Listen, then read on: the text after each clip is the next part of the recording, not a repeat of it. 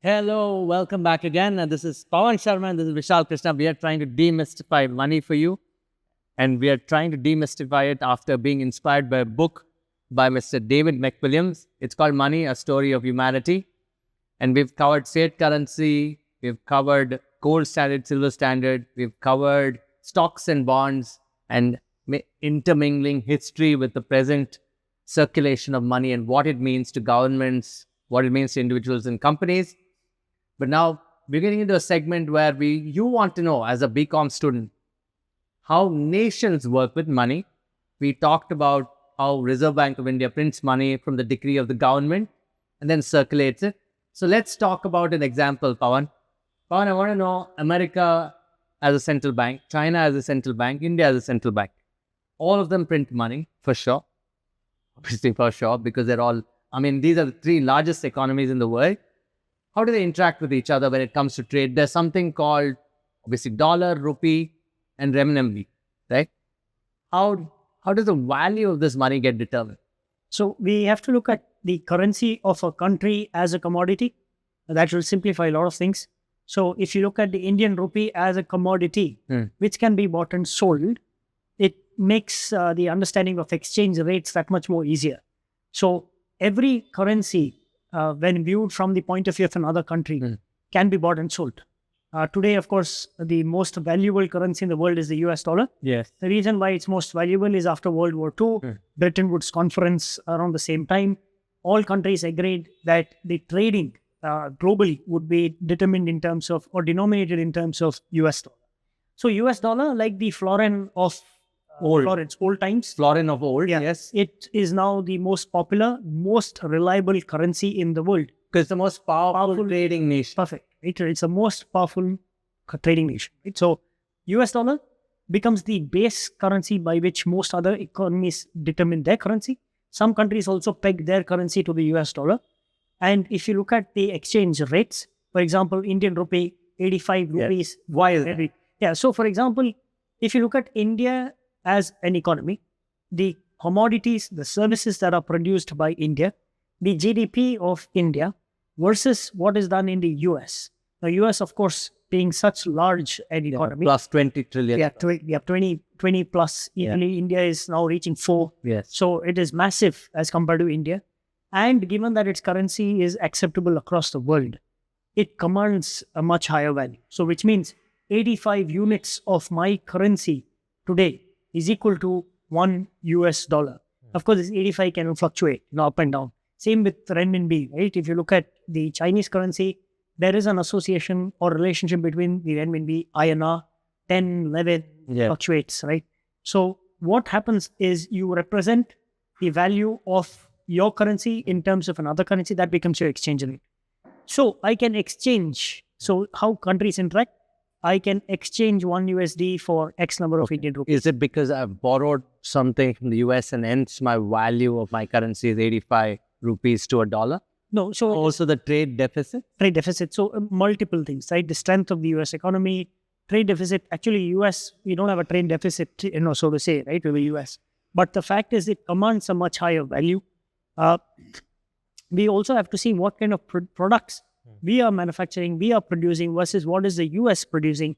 There's so much of IP that is concentrated in the US. Also, there is a lot of demand for the US dollar, right? Because the whole world is craving for the US dollar versus, I don't think so the whole world is yet craving for the Indian rupee. Yes. The day they start craving for the Indian rupee naturally becomes far more valuable. So that way the US, that means it can become equal to the $1 is 1 rupee maybe. Right. That's a lot to do with politics, power, trade. I don't know in my lifetime it will be equal. Yeah. But it's never been equal in my lifetime. But maybe when I was younger, I think much closer. It was closer, 20 rupees or something of that sort in the 80s. Then it moved to 40, then moved to 50, 60, 70, 80 now. And again, I always thought it was because we borrowed a lot internationally and also the IP that they own versus what we own.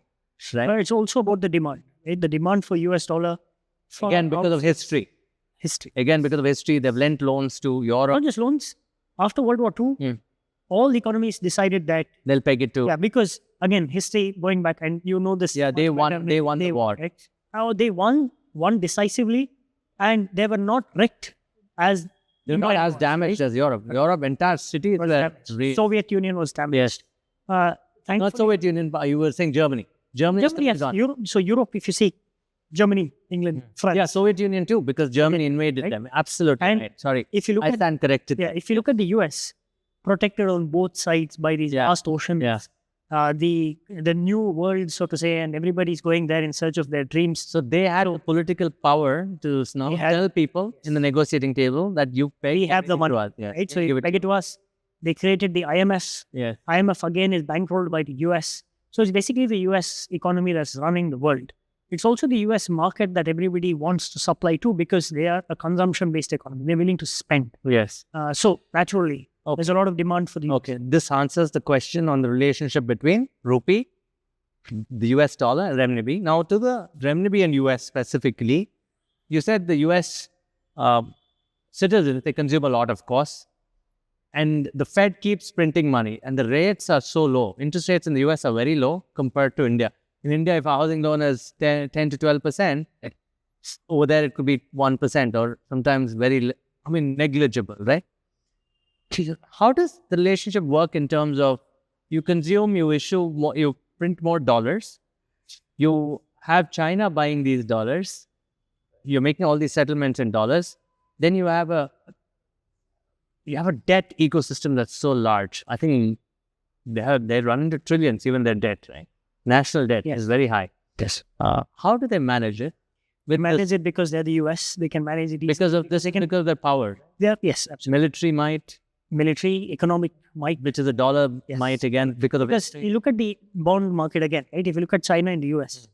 See, interestingly, if China needs to buy US bonds, or it has to buy them, let's say, in the US dollar. Yes. It needs to again buy the US dollar first. So it buys it from the Fed? It buys it from the market. It buys it from anywhere in the market. Anywhere in the world. So if it buys it from the market. So again, for students, currencies are also traded in the market. Yes. Right? So for example, and market, we mean banks, right? Formally, that's the market. Right? You can buy it from the bank, commercial bank, so to say. You can also buy it from money exchanges. So that's the market that we're speaking. So if I have to invest in US bonds, as a Chinese, I will have to first convert my renminbi to US dollar. Then the US dollar is invested. So there are two things that are happening. The demand for US dollar is increasing because more people want the US dollar to invest in the bond, right? And that US dollar is basically going back to the home country, which is the US, right? So it's my own currency, which is in demand.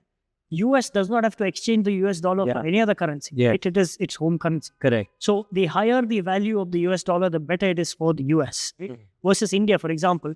Now, if the US dollar appreciates, it's bad for us because bad for us when we are importing because we import, right? Of course, it's beneficial for those who export, they get more money. That's a different story.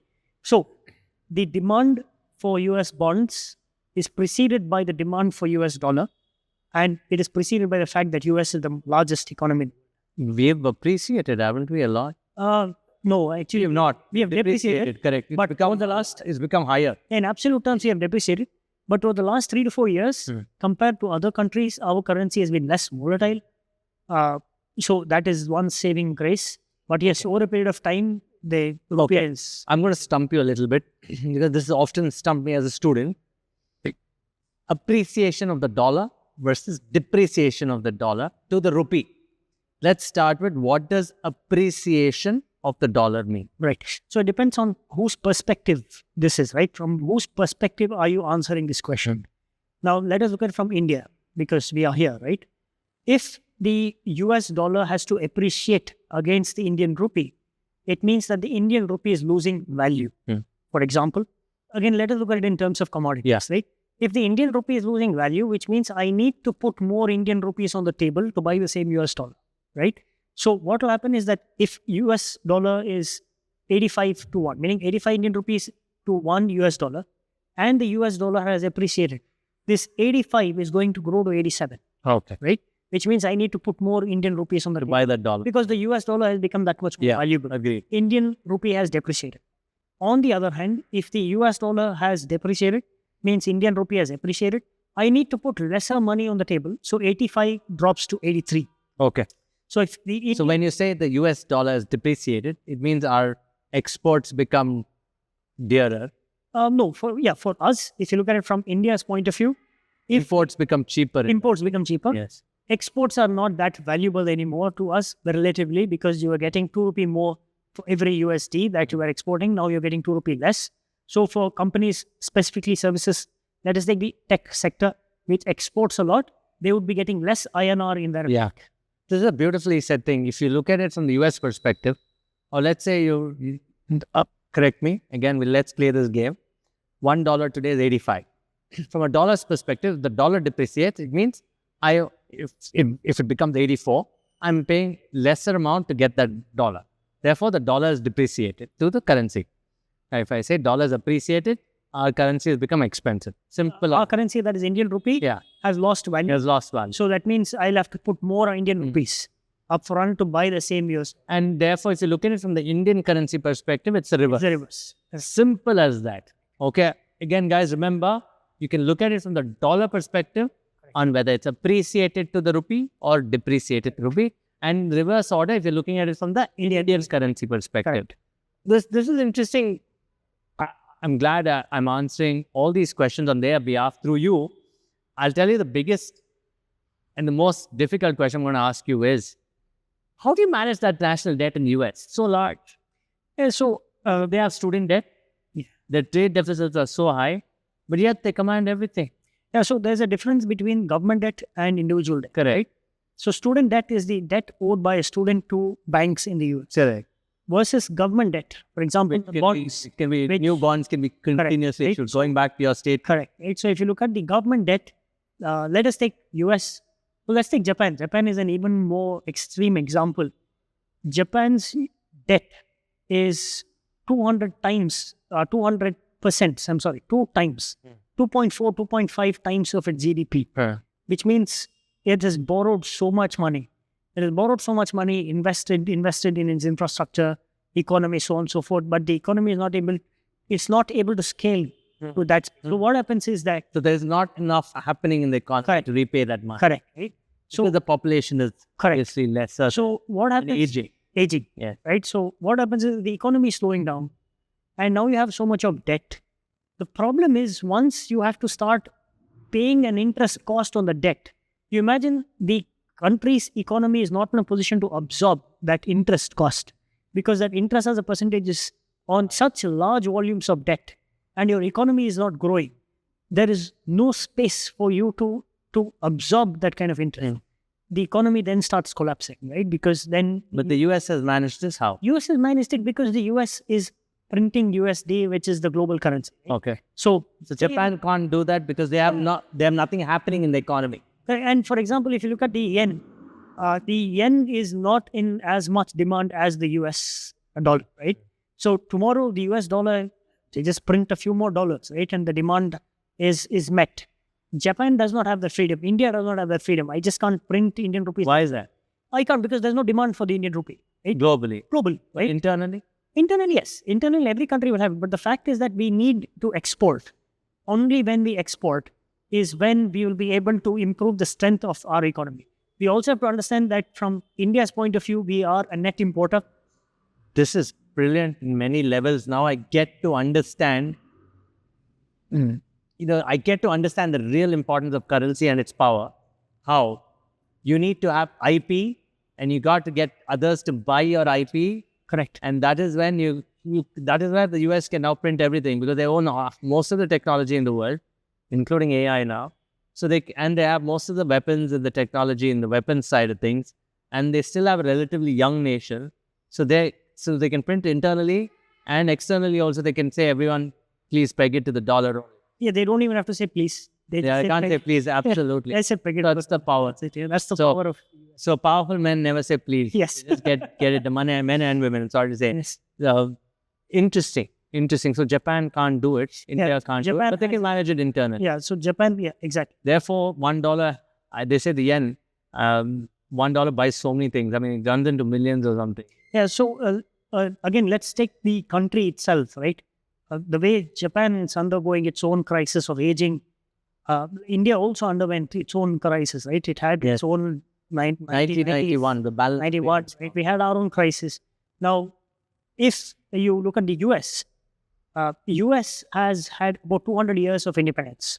So when the US economy had matured in terms of, we discussed about bonds, stocks, that maturity happened in about 1850s, 1860s. We saw the maturity. Yes. India was fighting its first war of independence in the 1850s. Yeah, the uprising that happened. Yeah, so if you look at 1850s, 1860s, we are fighting for our independence.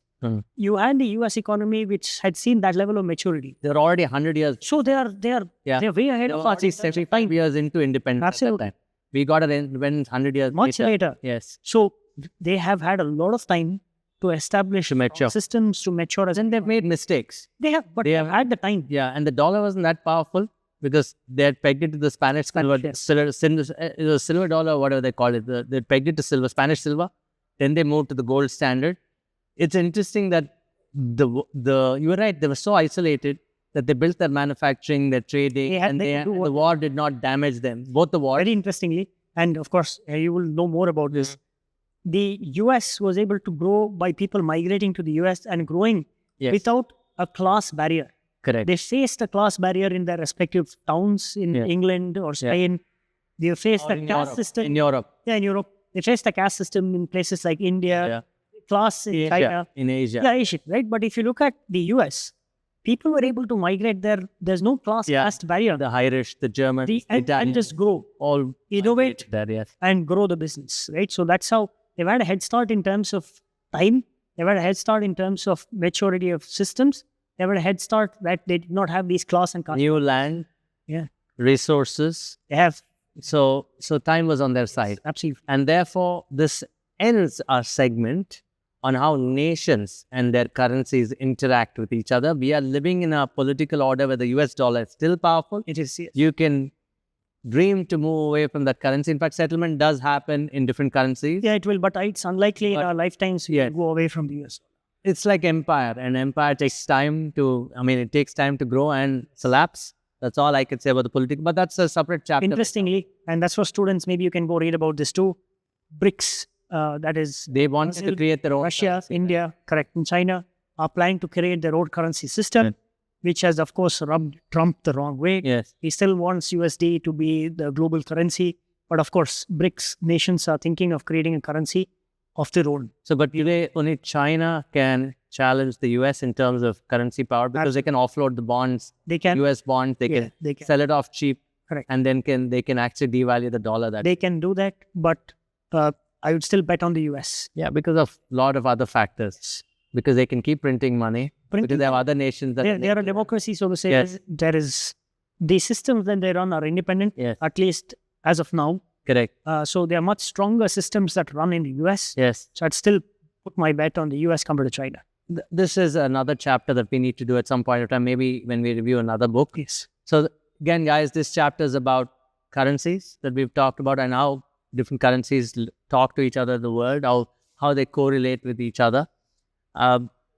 Again, if you've got this far, please like, subscribe. This is Pavan Sharma. This is Vishal Krishna. We want to demystify money for you. We've been inspired by this book by David McWilliams. It's called Money, A Story of Humanity. And the next chapter is going to be even more interesting. We're going to talk a little bit about how our ancestors used money, maybe 1,000 years ago or 2,000 or 3,000 years ago. We'll talk about that and then end with a very special segue about the economists that you have to read about and you need to know about. You need to know Keynesian economics and monetary economics.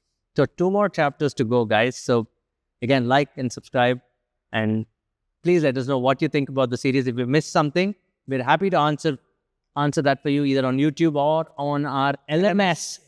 It's Mentors for Kids. Thank you.